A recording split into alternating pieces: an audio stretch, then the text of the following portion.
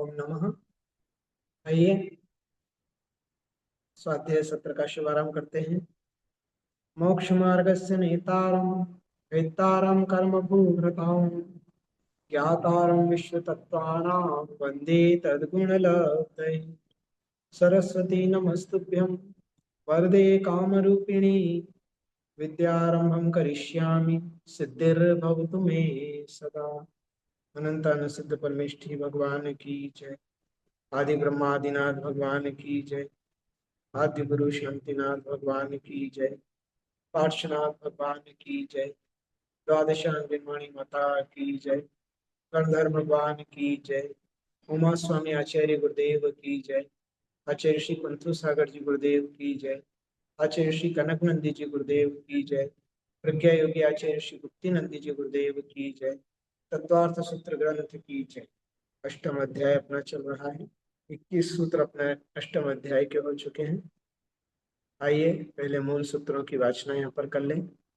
मिथ्या दर्शनावृत्ति प्रमाद कषाय योगा बंध हेतवः स कषायत्वात् जीवाः कर्मणो योग्या कुतला नादत्ति स बन्धः प्रकृति स्थित्यनुभव प्रदेशास्तद्विधयः आद्यो ज्ञान दर्शनावण वेदिनी मोहिनी आयुर्नाम गोत्रांतरायाः पंच नय नवद्वेष पंच नय द्वेष्टा विंशति चतुर्द्विचत्वारिंशत् द्विपंच भेदा यथाक्रमम् मति श्रुतावधि मनः परे केवलानां चक्षु प्रचक्षुरवधि केवलानां निद्रा निद्रा निद्रा प्रश्ला प्रश्ला प्रश्लास्त्यान ग्रध्यस्य सत्सद्विद्यै दर्शन चारित्र मोहनीया कषाय कषाय वेदनीयाख्या स्त्री द्विनव षोडश भेदाः सम्यक्त्व मिथ्यात्व तदुभयान्य कषाय कषायो हास्य रत्य रति शोक भय जुगुप्सा स्त्री पुण्य पुंसक वेदा अनंतानुबंध्य प्रत्याख्यान प्रत्याख्यान संज्वलन विकल्पाश्चैकशः क्रोध मान माया लोभाः नारक तेर्य ज्ञोन मानुष दैवानी गति जाति शरीरांगोपांग निर्माण बंधन संघात संस्थान सहनन स्पर्श रसगंध वर्णान पूर्व्या गुरु लघुपघात परघाता तपोध्युतोच्छ्वास विहायो गतिः प्रत्येक शरीर त्रस सुभग सुस्वर शुभ सूक्ष्म पर्याप्ति स्रादि यशः कीर्ति सेत्राणि तीर्थकरत्वं च उच्चैर नीचैश्च दान लाभ भोगोपभोग वीर्याणाम् आदितस्त्रिस्ना मंत्रायस्य च त्रिंशत् सागरोपम कोटि कोट्यः परास्थितिः सप्ततेर मोहनीयस्य विंशतिर्नाम गोत्रयोः त्रयस्त्रिशत् सागरोपमाण्यायुषः अपरा द्वादश मुहूर्ता वेदनीयस्य नाम गोत्रयोरष्टौ शेषाणाम अंतर्मुहूर्ता विपाको अनुभव। यहाँ तक अपने 21 सूत्र हो चुके हैं। प्रकृति स्थिति अनुभाग और प्रदेश, ये चार चीजें कर्म बंध के विषय में होती है। प्रकृति अर्थात कर्मों का स्वभाव, स्थिति अर्थात उसके फल देने के समय, कितने समय तक वह कर्म हमारे आत्मा से बंधा रहेगा या फल देगा, और फिर उसके बाद अनुभाग अर्थात फल देने की शक्ति। प्रकृति स्थिति अनुभाग, तो यहाँ पर 21 नंबर सूत्र में समझ कर आए थे विपाक अनुभव। विपाक अर्थात विशेष फल को अनुभव कहते हैं। विशिष्ट अनेक प्रकार के पाक का नाम विपाक है। अनेक प्रकार के फल देना विपाक कहलाता है। अब वह कैसा होता है?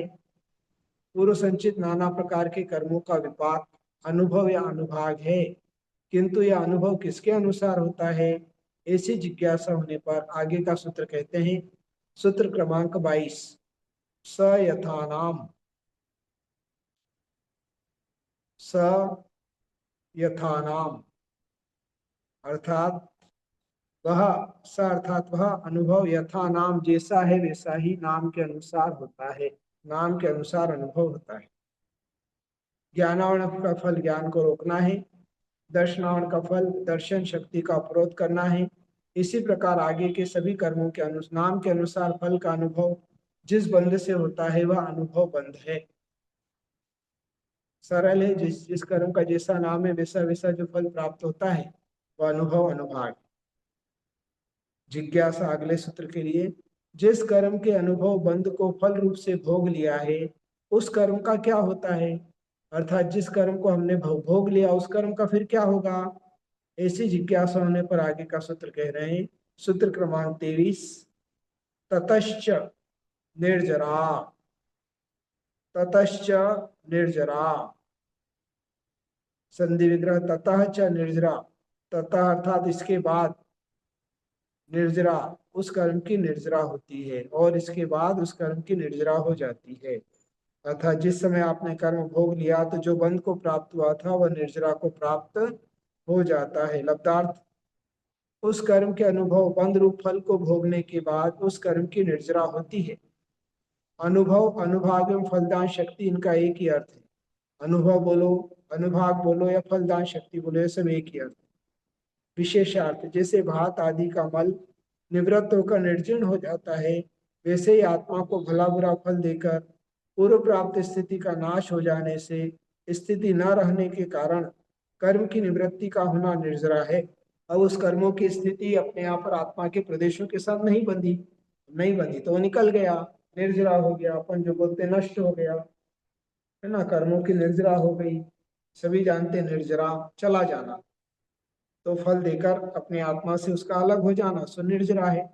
वह निर्जरा दो प्रकार की है, सविपाक निर्जरा और अविपाक निर्जरा। पहली सविपाक निर्जरा, संसार में परिभ्रमण करने वाले जीव के क्रम से परिपाक काल को प्राप्त हुए और अनुभव उद्यावली रूप स्रोत नाली में प्रविष्ट हुए, ऐसे शुभ अशुभ कर्म का फल देकर जो निवृत्ति होती है वह सविपाक जा निर्जरा है। क्रम से, जब जब जब जिस कर्म का उदय आया, उदयावली में वह कर्म आया और फल देकर चला गया, ये सब सविपाक निर्जरा है। शायद इसमें कोई विशेषता नहीं, सामान्य से सभी जीवों के होती है। एक दूसरी होती अविपाक निर्जरा, जिसका अभी विपाक काल प्राप्त नहीं हुआ है, फिर भी औपक्रमिक क्रिया विशेष की सामर्थ्य से उदयावली के बाहर स्थित जो कर्म बलपूर्वक उदीरणा द्वारा उदयावली में प्रविष्ट करा के अनुभवाया जाता है वह अविपाकजा निर्जरा है। जैसे आम फणस आदि को समय से पहले पाल में पाक विधि द्वारा पका लेते हैं, वैसे ही तप विधि द्वारा कर्म को समय से पहले पकाकर फल देने योग्य बना लेते हैं। अर्थात अभी जिसका समय नहीं आया है, उदाहरण के लिए जो कर्म 2 साल बाद फल देने वाला था, 2 महीने बाद, 2 साल बाद या आगे के समय में फल देने वाला था, किंतु आज के विशेष परिणामों के द्वारा वह पहले ही आकर फल देने लगा, उसे बोलते हैं अविपाक निर्जरा। बलपूर्वक जो उदीर्ण या उदयावली में प्रविष्ट करके अनुभव आ जाता है वह अविपाक जा निर्जरा। बल क्या होगा यहाँ पर? तप का बल, विशेष परिणामों का बल, परिणाम परिणाम विशुद्धि का बल। जैसे आप देखते हैं केला आदि है, कच्चा होता है, किंतु कार्बेट पाउडर आदि डाल दिया जाता है तो वह 2 दिन में पक जाता है। पपीता है, पपीता जैसे कच्चा है किंतु उसको अखबार आदि में लपेट कर रख दिया तो 2 या 3 दिन में वो समय से पहले पक जाता है। जो पपीता डाल पर लगे लगे 15 दिन बाद पकने वाला था वो 2 दिन में आपने पका लिया, है ना, तो वो हो गया अविपाक, समय से पहले उसको अनुभव में ले लेना वह और फल देकर चला जाना, वो होती है अविपाक निर्जरा। तो कर्मों का आत्मा से अलग स्थिति पूर्ण होने पर अलग हो जाना उसे निर्जरा कहते हैं। वह 2 प्रकार की होती है, सविपाक निर्जरा और अविपाक निर्जरा। एक समय आने पर वह कर्म उदय में आना, फल देना और निर्जीर्ण हो जाना, यह तो सविपाक निर्जरा है। और दूसरी अविपाक अर्थात पुरुषार्थ पूर्वक जिसे आपने पहले उदय में लेकर आ गए, उदीर्णा पूर्वक उसका भोग रहे हैं, वह अविपाक निर्जरा है। 8 कर्मों के अनुभव का बंध का कथन करने के बाद प्रदेश बंध के बारे में विस्तार से बतलाएं। जैसे प्रदेश बंध का हेतु क्या है, वह कब होता है, उसका क्या निमित्त है, उसका स्वभाव क्या है, वह किसमें होता है और उसका परिणमन क्या है, ऐसी जिज्ञासा होने पर आगे का सूत्र कहते हैं। मतलब प्रकृति स्थिति अनुभाग और चौथा जो बंध होता है प्रदेश बंध, ये अलग अलग समय में नहीं होते हैं, ध्यान रखिएगा। एक साथ जैसे ही कर्म बंध को प्राप्त हुआ, प्रकृति स्थिति अनुभाग और प्रदेश चारों रूप में बंध को प्राप्त होता है एट ए टाइम। सिर्फ अलग अलग विवक्षा होने से यहाँ पर अलग अलग उनको बताया गया है, क्योंकि प्रकृति उसका स्वभाव अलग है, स्थिति अर्थात उसका टाइम पीरियड अलग है, और उसके बाद अनुभव अर्थात उसका फलदान शक्ति अलग है, और प्रदेश उस कर्म के परमाणुओं की संख्या कितनी है वह अलग है। वो यहाँ पर बता रहे हैं। सूत्र क्रमांक 24। नाम प्रत्ययाः सर्वतो योग विशेषात् सूक्ष्मेक क्षेत्रावगाः स्थिताः सर्वात्म प्रदेशेष्व नन्तानंत प्रदेशाः। नाम प्रत्ययाः सर्वतो योग विशेषात् सूक्ष्मेक क्षेत्रावगाः स्थिताः सर्वात्म प्रदेशेष्व नन्तानंत प्रदेशाः। संधि विग्रह। नाम प्रत्ययाः प्लस सर्वतः प्लस योग विशेषात् प्लस सूक्ष्म प्लस एक क्षेत्र प्लस अवगाह प्लस स्थिताः सर्व आत्म प्रदेशेषु प्लस अनंतानंत प्रदेशाः। सूत्र का अर्थ कर रहे हैं। कर्म प्रकृतियों के कारणभूत प्रति समय योग विशेष से सूक्ष्म एक क्षेत्र अवगाही और स्थित एक क्षेत्र में स्थित या एक क्षेत्र अवगाही स्थित आत्म प्रदेशों में सभी आत्म प्रदेशों में अनंत अनंत पुद्गल परमाणु बंध को प्राप्त होते हैं। जो कर्म प्रकृति अर्थात जिसका जो स्वभाव है उसके कारणभूत प्रति समय योग विशेष से अर्थात मन वचन और काय के योग से सूक्ष्म जो कि सूक्ष्म है हमें दिखाई नहीं देते इनविजिबल है एक क्षेत्र अवगाही मतलब जो आत्मा का प्रदेश है उसी के ऊपर है उसी क्षेत्र में स्थित है अलग से कहीं बाहर नहीं है कहीं बाहर नहीं है आत्मा के प्रदेशों के ऊपर ही है स्थित है। और कैसे है अनंत अनंत पुद्गल परमाणु है एक दो नहीं है अनंत अनंत पुद्गल परमाणु है और कहाँ पे है तो सब आत्म प्रदेशों में बंध को प्राप्त होते हैं। लब्धार्थ प्रदेश बंध के इस सूत्र में एक नाम प्रत्यय अर्थात प्रदेश बंध का हेतु है। सर्वतः पद से सभी भावों में हमेशा अर्थात प्रति समय होता है अतः काल का वाचक है। योग विशेष प्रदेश बंध का विशेष निमित्त है योग विशेष। सूक्ष्म ग्रहण योग्य प्रदेश पुद्गल सूक्ष्म है यह स्वभाव है उनका। एक क्षेत्र अवगाह क्षेत्रांतर का निराकरण करने के लिए एक क्षेत्रावगाह वचन दिया है। स्थिता क्रियांतर की निवृत्ति के लिए स्थिता वचन दिया स्थित है। सर्व आत्म प्रदेशु आधार निर्देश करने के लिए पद दिया है कि सभी आत्म प्रदेशों में अनंतानंत प्रदेशा प्रदेशों की संख्या का नियम करने के लिए पद दिया गया है। आगे उसका खुलासा करेंगे। विशेषार्थ नाम प्रत्यय अर्थात प्रदेश बंध का हेतु है 8 कर्म परिणमन करने वाली वर्गणाएं जिन्हें विस्तृतोपचय कहते हैं वो सब प्रदेश बंध के अंतर्गत आ जाती नाम प्रत्यय। सर्वत अर्थात सारी संसारी जीवों के प्रत्येक समय प्रदेश बंध सभी जीवों में होता है। ऐसा नहीं कि किसी को प्रदेश बंध होता है किसी में सभी को होता है। योग विशेष से अर्थात योग से प्रकृति और प्रदेश बंध होता है यह उसका निमित्त है। योग क्या मन वचन काय की चंचलता उसे योग कहा है जिससे आत्म प्रदेशों में परिस्पंदन अर्थात मन के निमित्त से आत्मा के प्रदेशों में जो परिस्पंदन होता है वह मनोयोग। वचन के निमित्त से आत्मा के प्रदेशों में जो परिस्पंदन होता है वह वचन योग। और काय के निमित्त से आत्मा के प्रदेशों में जो परिस्पंदन होता है वह काय योग। इस प्रकार तीनों योगों से यह क्रिया होती है उसका मतलब वो प्रदेश बंद होता है। प्रकृति बंद भी योग से ही होता है। सूक्ष्म कर्म रूप से ग्रहण योग पुद्गलों का स्वभाव दिखलाने के लिए बताया गया है जिससे स्थूलता का निषेध हो जाता है वह स्थूल नहीं है सूक्ष्म है। एक क्षेत्र अवगाह क्षेत्रांतरण का निराकरण करने के लिए अन्य क्षेत्र में स्थित नहीं है उसी में है। और क्रियांतर की निवृत्ति के लिए स्थिता वचन दिया है अर्थात ग्रहण योग्य पुद्गल स्थित होते हैं गमन करते हुए नहीं होते अर्थात जहां एक बार आत्मा पर चिपक गए तो वहीं पर रहते हैं इधर उधर नहीं होते हैं। आधार निर्देश करने के लिए सर्वात्म प्रदेशेषु वचन दिया है अर्थात एक प्रदेश आदि में कर्म प्रदेश नहीं रहते ऊपर नीचे तिरछे सब आत्म प्रदेशों में व्याप्त होकर स्थित होते हैं। संपूर्ण आत्म प्रदेशों में कर्म बंध बना हुआ ऐसा नहीं कहीं पे विशेष जगह में हो आड़ा तिरछा हो ऐसा नहीं सर्वात्म प्रदेशों में। और कितने होते हैं क्वांटिटी अनंत अनंत प्रदेशा उन प्रदेशों का परिमाण लिया है अर्थात जिन कर्म प्रदेशों की संख्या नियत होती है अर्थात ये संख्यात असंख्यात अनंत नहीं होते हैं बल्कि अनंत अनंत होते हैं।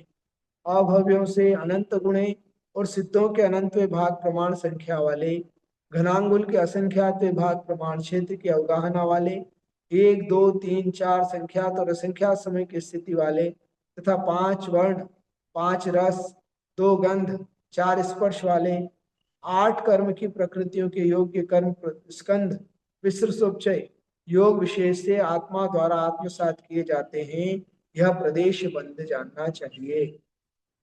थोड़ा कठिन हो रहा होगा आपके लिए, फिर से एक बार सरल शब्दों में इसको समझाता हूँ। देखिए, ये जो है यथा नाम, जैसा जैसा उनका नाम है वैसे वैसे प्रदेश बंद के हेतु हैं, मतलब आत्मा से बन जाते हैं, है ना। और कब होते हैं, तो सर्वतः हमेशा, सभी भवों में, ऐसा नहीं किसी भव में होंगे, या प्रति समय, हर समय वह कर्म बंध को प्राप्त हो रहे हैं। योग विशेष, प्रदेश बंध का विशेष निमित्त क्या है, तो योग अर्थात मन वचन काय की चंचलता। अच्छा, सूक्ष्म अर्थात वह उद्गल परमाणु जो है वह सूक्ष्म है, स्वभाव से ही सूक्ष्म है, फिर भी हमारे लिए परेशान करते हैं। एक क्षेत्र अवगाह मतलब कहीं बाहर नहीं है, आत्मा के प्रदेशों के ऊपर ही स्थित है। स्थिता अर्थात क्रियांतर मतलब इधर उधर गमन नहीं कर रहे, स्थित है आत्मा के प्रदेश में। कहाँ पर है, सर्वात्म प्रदेशेषु, किसी विशेष हिस्से में नहीं, कि कान के पीछे, के हृदय के पीछे, के पेट के नीचे, के पैरों में, के घुटने में, नहीं, सर्वात्म प्रदेशों में कर्म बंध को प्राप्त होता है। और कैसा होता है, तो अनंत अनंत प्रदेश, प्रत्येक आत्म प्रदेश पर अनंत अनंत पुद्गल परमाणु बंध को प्राप्त है, यह प्रदेश बंध कहलाता है। फिर यहाँ लास्ट में एक परिभाषा दी है, जितने संसार में अभव्य हैं और जितने सिद्ध हो चुके उसमें अनंत का गुणा करने पर जो संख्या आएगी, ऐसे। और घनांगुल का असंख्या विभाग प्रमाण क्षेत्र, मतलब घन अंगुल का असंख्या तो अभाग, ये अलौकिक भाषा है। प्रमाण क्षेत्र की अवगाहना मतलब इतने बड़े बड़े परमाणु, 1 2 3 4 समय, संख्या समय, असंख्या समय की स्थिति वाले वह कर्म परमाणु कैसे होते हैं, पुद्गल हैं, किंतु उनकी कितनी स्थिति हो सकती है, 1 2 3 4 संख्यात और असंख्यात समय तक की भी स्थिति वाले कर्म परमाणु। तथा कितने होते हैं, वर्ण उनके क्या होता है, उसमें कौन कौन से वर्ण, तो 5 कलर के होते हैं। 5 रस, जो खट्टा मीठा कड़वा कषाय लाचार पर आवा पुद्गल का, उसमें रस भी होता है। 5 वर्ण, काला नीला पीला लाल सफेद, ये जो 5 वर्ण हैं, ये 5 वर्ण भी पुद्गल परमाणु में पाए जाते हैं। 4 स्पर्श होता है, वैसे भी 4 स्पर्श होंगे, 8 स्पर्श नहीं पाए जाएंगे एक साथ।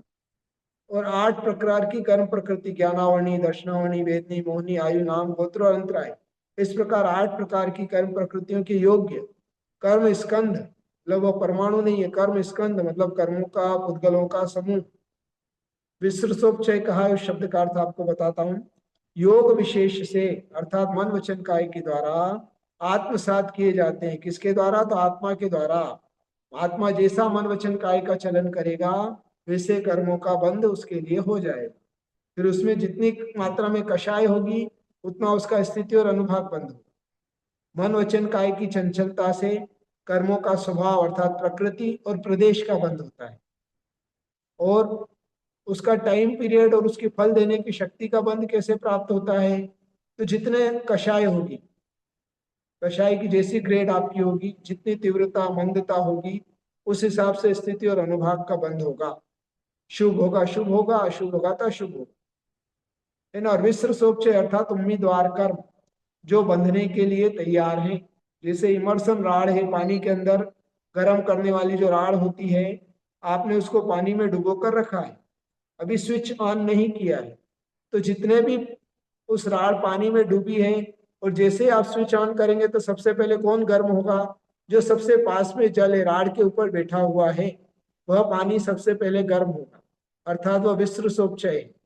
उसी प्रकार से जो बनने, आत्मा से बंधने के लिए तैयार उम्मीदवार कर्म है, वह विश्व सोपचय कहलाते हैं। अर्थात यहाँ विश्व सोपचय देने की क्या आवश्यकता है, तो जो कर्म बंधे हुए हैं, जो आपके मन वचन काय की चंचलता से और कषाय के द्वारा जो कर्म बंध को प्राप्त हो चुके हैं वह तो है ही, किंतु उसी के साथ उम्मीदवार कर्म जो प्रति समय नए नए बंध रहे हैं, वह उम्मीदवार कर्म भी उन्हीं आत्म प्रदेशों पर बैठे हुए हैं, अलग से नहीं। मतलब दो चीज हो गई है, एक तो बंधे हुए कर्म भी आत्मा के प्रदेश पर अनंत अनंत हैं, और जो बंधने के लिए तैयार बैठे उम्मीदवार, जैसे ही आपने स्विच ऑन किया और पानी गर्म होना शुरू हो जाता है, उसी प्रकार जैसे ही आपने मन वचन काय का परिणमन किया, वैसे ही वो कर्म बंधना प्रारंभ हो गए।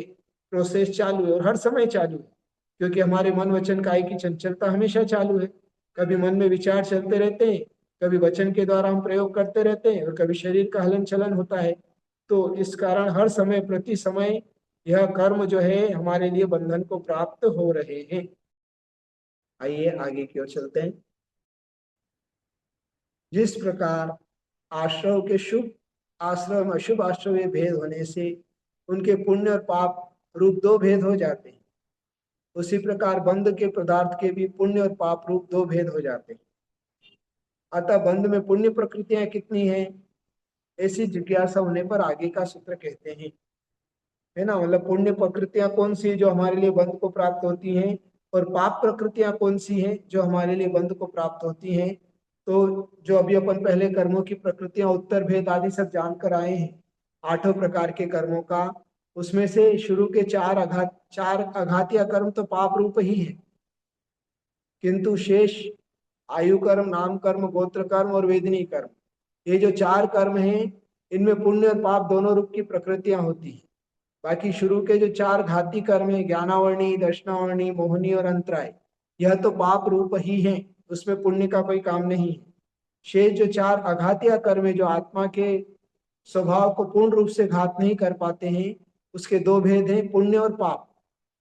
तो पुण्य कुछ है और कुछ पाप रूप प्रकृतियां हैं। तो कौन कौन सी पुण्य प्रकृतियां हैं वो इस सूत्र में यहाँ बता रहे हैं। सूत्र क्रमांक 25, सद वेद्य शुभायुर नाम गोत्राणि पुण्यम। सद्वेद्य शुभायुर नाम गोत्राणि पुण्यम।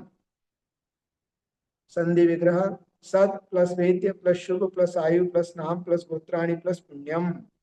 सद्वेद्य अर्थात साता वेदनीय, शुभ आयु, शुभ नाम, शुभ गोत्र, ये पुण्य प्रकृतियां हैं। वेदनी कर्म आ गया, आयु कर्म, नाम कर्म और गोत्र कर्म, ये शुभ पुण्य प्रकृतियां हैं। एक साता वेदनीय, तीन शुभ आयु, 37 शुभ नाम, एक शुभ उच्च गोत्र, इस तरह कुल 42 पुण्य प्रकृतियां हैं, है ना। तो वेदनी के दो भेद थे, साता और असाता। तो उसमें साता वेदनी जो हमारे लिए सुख का वेदन करवाती है, इसलिए उसे शुभ प्रकृति में लिया है। तीन शुभ आयु, नरक आयु को छोड़कर शेष तीन आयु को शुभ माना है। क्यों? क्योंकि तिर्यंच आयु को शुभ क्यों माना? चलो मनुष्य तो ठीक है, समझ में आया, देव का समझ में आया, तिर्यंच को क्यों माना? तो तिर्यंच भी संयम धारण कर सकता है, उस अपेक्षा से तिर्यंच आयु को श्रेष्ठ शुभ आयु के अंतर्गत दिया गया। गोत्र में उच्च गोत्र शुभ है। अब बची नाम कर्म। नाम कर्म की 37 प्रकृतियां होती हैं, वह इस प्रकार है, अब बता रहे हैं। विशेषार्थ, साता वेदनीय, तीन शुभ आयु, तिर्यंच आयु, मनुष्यायु, देवायु, और एक साता वेदनीय, चार हो गई। शुभ नाम कर्म के 37 भेद, एक मनुष्य गति, देव गति, पंच इंद्री जाति, औदारिक शरीर, वैक्रिक शरीर, आहारक शरीर, तेजस शरीर, कार्मण शरीर, पांचों शरीर शुभ में लिए। औदारिक आंगोपांग, वैक्रिक आंगोपांग, आहारक आंगोपांग, ये तीन आंगोपांग नाम कर्म शुभ में। निर्माण, है ना, जो कर्म का यथास्थान शरीर में सब अवयवों का यथास्थान जो रचना होती है वो निर्माण नाम कर्म। सम चतुरस संस्थान, वज्र वृषम नाराज सहनन, ये पुण्य प्रकृति है। प्रशस्त स्पर्श, प्रशस्त रस, प्रशस्त गंध, प्रशस्त वर्ण, जो स्पर्श रस गंध और वर्ण प्रशस्त हैं वह शुभ के अंतर्गत आता है, और अप्रशस्त स्पर्श रस गंध वर्ण है वह अशुभ के अंतर्गत आता है। मनुष्य गत्यानुपूर्वी, देव गत्यानुपूर्वी, ये शुभ में लिया है। अगुरु लघु, परघात, उच्छ्वास, आतप, उद्योत, प्रशस्त विहाय गति, त्रस, बादर, पर्याप्त, है ना, साधारण को शुभ में नहीं लिया है, सूक्ष्म को भी शुभ में नहीं लिया है। बादर, पर्याप्त, प्रत्येक शरीर, स्थिर, शुभ, सुभग, सुस्वर, आदेय, यश कीर्ति, तीर्थंकर, उच्च गोत्र, ये 42 प्रकृतियां पुण्य संज्ञक हैं। तब 148 कर्म प्रकृतियों में ये 42 कर्म प्रकृतियां पुण्य पुण्य सूचक है। तब ये पुण्य प्रकृतियां हैं। 42 प्रकृतियां पुण्य प्रकृतियां हैं। एक साता वेदी, 3 शुभ आयु, 4 एक शुभ उच्च गोत्र, 5 और बाकी 37 नाम कर्म की प्रकृतियां। इस प्रकार मिलाकर कुल 42 पुण्य प्रकृतियां होती। जब हम ये धर्म ध्यान आदि करते हैं, सत्कर्म करते हैं, सत्कार्य करते हैं, मन में अच्छे परिणाम करते हैं, बुरे विचारों का त्याग करते हैं, व्रतों का पालन करते हैं, तो हमारे लिए इन पुण्य प्रकृतियों का आश्रय होता है। फिर उससे आगे जाकर जब उसका फल हमारे लिए प्राप्त होता है तो हमारे लिए सब अच्छा अच्छा प्राप्त होता है। जिज्ञासा, अब क्रम प्राप्त बंध में पाप प्रकृतियां कितनी हैं, ऐसी जिज्ञासा होने पर आगे का सूत्र कहते हैं।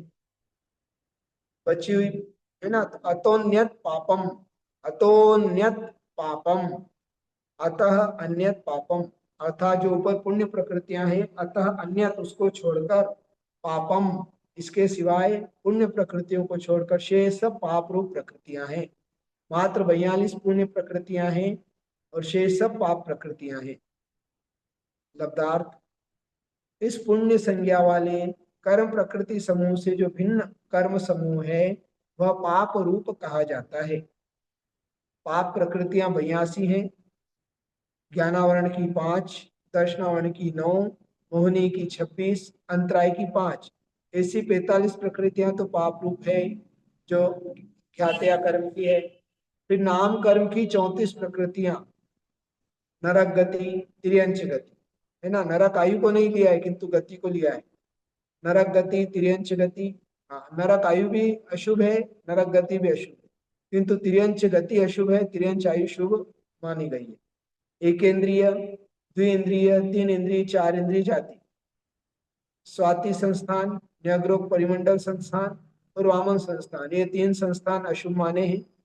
कुब्जक और हुंडक, ये 5 संस्थान अशुभ माने, सॉरी। वज्र नाराज, नाराज, अर्ध नाराज, कीलक और अर्ध कीलक सहनन, ये सब अशुभ है।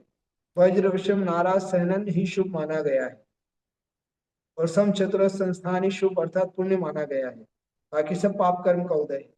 अप्रशस्त स्पर्श, अप्रशस्त रस, अप्रशस्त गंध, अप्रशस्त वर्ण, स्पर्श रस गंध और वर्ण जिनके चारों अप्रशस्त हैं वह सब अशुभ माने गए अर्थात पाप प्रकृति।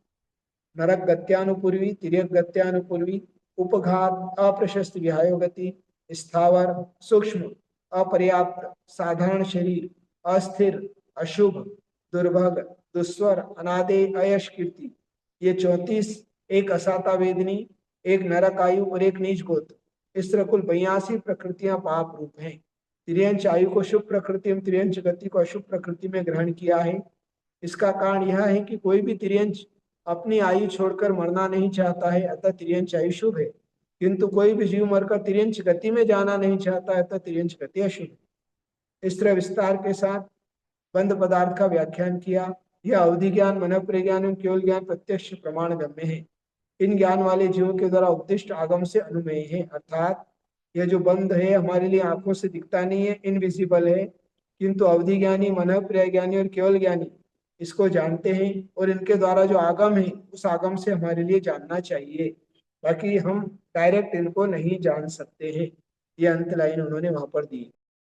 तो इस प्रकार अपना 8वां अध्याय के 26 सूत्र यहाँ पर पूर्ण हुए। ये सबके लिए आशीर्वाद। जिनवाणी के ज्ञान से नमस्ते सुचेत गुरु। कालो सर्वाणी मस्तक चक्रो सदा दे थोड़ो नकार मकार मंत्र का जाप करेंगे। सबके लिए बहुत सारा आशीर्वाद।